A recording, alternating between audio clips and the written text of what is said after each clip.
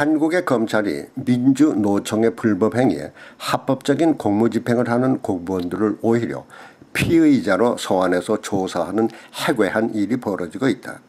문제의 발단은 민주노총이 청와대 인근 인도에 불법으로 천막을 설치한 것을 종로구청에서 철거하자 이들을 직권남용으로 검찰에 고소하면서 벌어진 것이다. 인도에 천막을 설치하는 것은 불법은 물론 시민 생활에도 위협을 주는 것으로 엄격한 법 처벌이 요구될 뿐이 아니라 그것을 철거하는 것은 바로 모든 국민들의 안전과 법을 준수하는 행위이다. 그런데 이와 같은 불법의 검찰이 오히려 불법의 편을 들고 있으니 그 배경이 무엇인가에 의문이 생기는 것이다.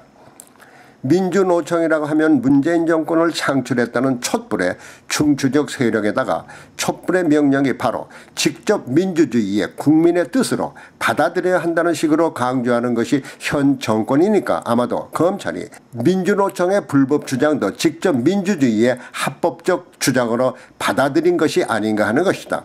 이와 같은 현상은 비록 민주노총 사건뿐만이 아니라는 것이다. 세월호 유족들이나 시민단체 그리고 노동계 등 현 정권이 감싸고 오는 세력들의 불법 행위에 정당한 공무집행을 하는 경찰이나 공무원들을 고소하는 사례가 빈발하고 있다는 것이다. 그러나 이들의 불법을 지탄해야 할 기관이 오히려 이들의 편을 들어가며 정당한 공권력의 법적인 손해배상까지 요구하는 불법의 편에 서서 이들을 옹호하는 것이 현 한국의 검찰이나 사법부의 현실이니까 미국 공권력의 공무집행에 익숙한 미주 한인들은 한국의 그와 같은 현실에 이해가 가지 않는 것이다. 그런데 문제는 현 정권이 촛불에 의한 정권임을 공언하고 촛불이 요구하면 그것이 바로 직접 민주주의의 뜻으로 생각하려고 하는 것 같아서 염려되는 것이다.